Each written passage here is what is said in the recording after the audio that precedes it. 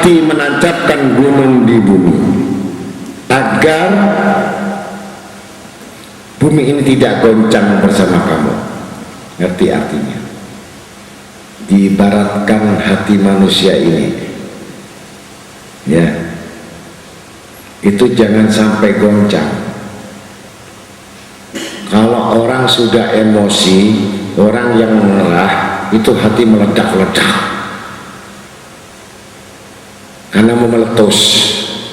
Maka yang isi yang goncang tadi, isinya itu adalah kemarahan, isinya adalah dendam, isinya adalah hasud, isinya dengki, isinya benci, isinya sangka buruk, isinya najis, isinya haram.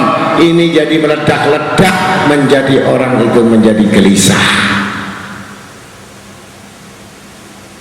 Kalau sudah goyang hatinya ini, di dalam hatinya ini akan mengganggu akal pikirannya, akan mengganggu tubuhnya, akan mengganggu organ-organ yang lain. Maka orang yang banyak stres gampang penyakitan.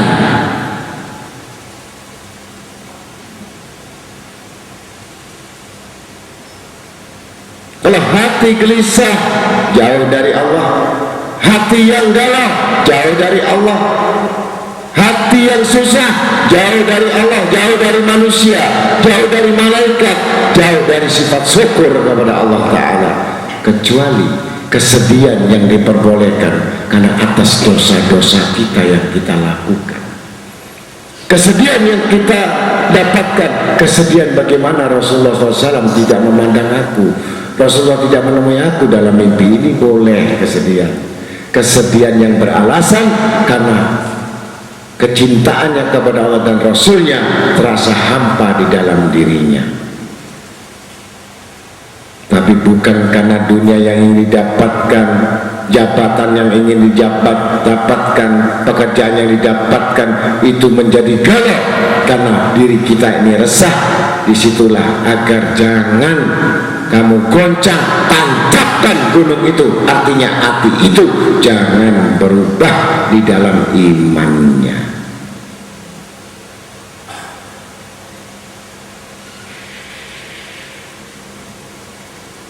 Sampai kalau sudah bersama kamu, iman itu sudah bersama kamu, maka akan mengalir sungai-sungai tadi. Artinya di dalam hati kita akan ada jalan-jalan petunjuk-petunjuk tadi, dengan air itu menjadi sejuk. Jadi hati kita ini kalau sejuk, hati kita ini tentram, hati kita damai, di situ gampang dapat petunjuk.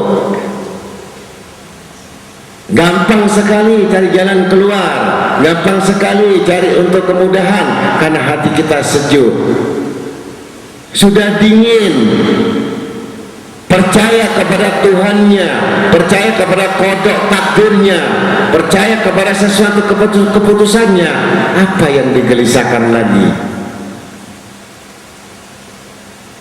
Maka dengan zikir la ilaha illallah Muhammad Rasulullah, hati menjadi tentram. Maka itu yang mendapatkan petunjuk dan mendapatkan jalan-jalan yang mendapatkan petunjuk. Begitu indahnya. Kalau kita minta petunjuk lewat salat istikharah aja udah males, gimana mau yang lain? Kalau saya dulu ngaji tapi nggak bisa melaksanakan, lebih baik saya nggak ngaji. Jadi kalau saya ngaji, begitu saya dengar, saya laksanakan, saya ingin pembuktian, yang mana pembuktian benar nggak sih janji Allah? Bukan mengatakan benar nggak sih janji guru saya, enggak. Benar nggak janji Allah? Guru saya kasih nasihat, guru saya kasih petunjuk, bukan guru saya yang menjamin saya. Contohnya kalau kita sekolah di university, ya, kita kuliah di university, ada enggak ya sekolahan tadi menanggung bahwa kamu nanti keluar dari university ini jadi direktur? Ada enggak? Sekolahan hanya menjamin kasih diploma. Ini gelar kamu SE, gelar kamu insinyur, gelar kamu dokter, gelar kamu SH. Perkara kamu keluar nganggur gak kerja bukan urusan sekolahan. Betul?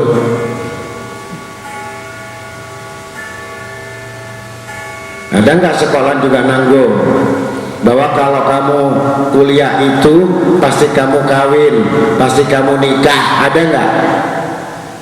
Ada yang jamin? Sekolah ada jamin nggak?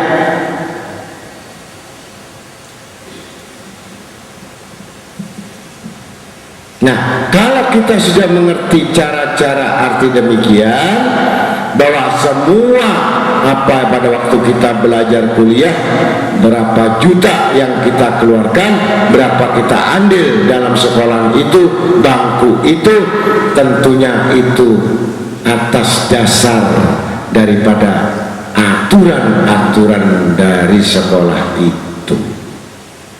Betul? Betul apa salah?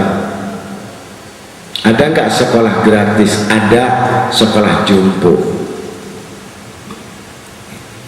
iya kan?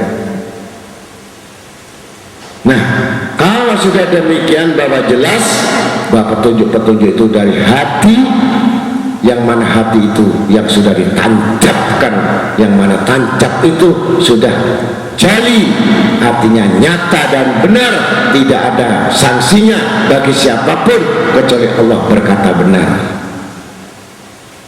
Jadi Quran tidak bisa diragukan lagi. Jadi kita mengajarkan murid kita sampai yakin, bukan ragu-ragu, ya yakin, jangan diragukan. Walamatin wa bin najm hum yahtadun, dan dia menciptakan tanda-tanda penunjuk jalan, dan dengan bintang-bintang mereka mendapat petunjuk. Demikian sampai orang-orang kalau tersesat itu khususnya di tengah lautan, orang berlabuh kapal itu petunjuknya najm. Najm itu bintang. Jadi bintang itu berarti sana arahnya ke selatan atau barat atau timur. Itu petunjuknya nakhoda itu pakai ilmu bintang. Kompasnya bintang. Itu sudah pasti benar. Maka sampai demikian murahnya, ya, dalam ilmu syariatnya saja sudah menunjukkan bintang-bintang itu sebagai jalan agar kamu jangan tersesat. Hakikatnya bintang-bintang dimaksudkan di sini adalah para wali-walinya Allah Ta'ala. Jadi kalau kita ini dalam keadaan tersesat, keadaan kita bingung, keadaan kita resah, gelisah, urusan dunia buntu, rezeki buntu, rumah buntu, pikiran buntu, hati buntu, semua buntu, datanglah kamu ziarah, minta petunjuk Tuhanmu lewat wasilah para alim-alimnya, para wali-walinya. Itulah sebagai penunjuk bahwa kamu akan tahu jalan kemana yang kamu akan tempuh. Itu pengertian hakikatnya arti bintang. Maka lambang ahlu sunnah wal jamaah bulan sabit dan bintang. Kalau bulan itu artinya ulama, sedangkan bintang itu adalah wali-walinya. Maka wali-wali itu lebih banyak daripada ulama, karena wali-wali tadi sebanyak seluas bintang-bintang yang di langit. Ada yang cuma kelip-kelip saja, ada yang tercorah, bintang yang hijau kemukus itu diabarkan wali kutubnya. Dengan petunjuk bintang-bintang itulah kita berlabuh, artinya berlabuh dalam kapal bahtera dalam hidup. Kalau nggak ada tadi kira-kira tersesat atau tidak? Kalau berlabuh tadi nggak punya pedoman, tersesat nggak? Baik urusan niaga, baik urusan hidup, baik urusan rumah tangga, baik urusan kerjaan, baik urusan apa, petunjuknya ini adalah bintang-bintang tadi. Maka datang mereka minta pendapat dan nasihat pada bintang-bintang. Yang dimasukkan bintang adalah para wali-walinya Allah Ta'ala. Maka terang petunjuk itu, jangan sampai kamu meninggalkan petunjuk itu, pasti kapal kamu akan terdampar, hidupmu akan menderita. Belum lagi tertempa dengan ombak yang dahsyat, belum lagi angin yang dahsyat, belum lagi persoalan yang lain. Makin ke tengah, makin bercita-cita kita untuk meraih agar sampai di tempat tujuan, semakin besar ombaknya itu dan anginnya yang menghalangi. Tetap berpegang walaupun geser sekian derajat karena tertimpa dengan angin, bergeser berapa derajat lagi karena topan, karena ombak, tetap berpeganglah pada satu, bahwa petunjuk itu ada kutub selatan itu di tempat itu atau kutub utara atau di mana, walaupun dia bergeser berapa derajat, dia tahu tetap berpedoman dengan petunjuk An-Najm, bintang itulah yang dia akhirnya sampai kepada tujuan. Ini pengertian hakikatnya dalam tafsir disebut penunjuk jalan, dan bintang-bintang mereka mendapat petunjuk. Dalam arti hakikat atau hikmahnya, bintang itu adalah para wali-walinya Allah Ta'ala. Maka dengan demikian cukup sudah merupakan ini sifat petunjuk. Masih ada yang lain?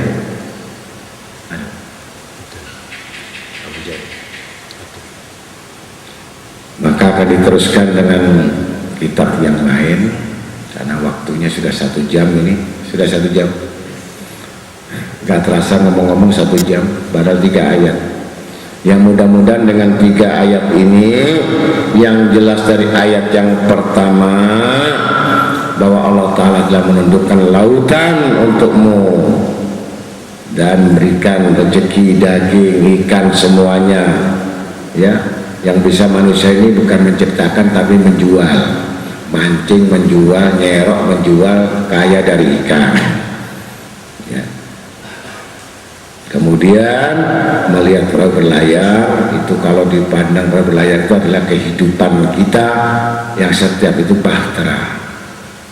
Kita berlabuh tiap hari ini, ada menuju tujuan yang sebenarnya. Apakah tujuan kita sampai kepada tempatnya, atau tujuan kita hancur tenggelam di dalam lautan, atau itu perahu bocor, atau apa, semua itu tergantung bagaimana cara berangkat dan memahaminya. Maka kalau kita betul-betul paham dengan agama, berarti urusannya bukan urusan di dunia yang sebenarnya, tapi pahala di sisi akhirat kelak, yang pasti semua akan dibalas oleh Allah Ta'ala. Mudah-mudahan kedatangan kita semuanya mendapatkan ridha Allah Ta'ala dan barakah Allah, dan jadi saksi kelak di yaumil kiamah bahwa benar malam ini, hari ini kita datang karena mengambil warisan Nabi kita Muhammad SAW. Benar kita datang itu mengikuti perintah Allah dan Rasulnya.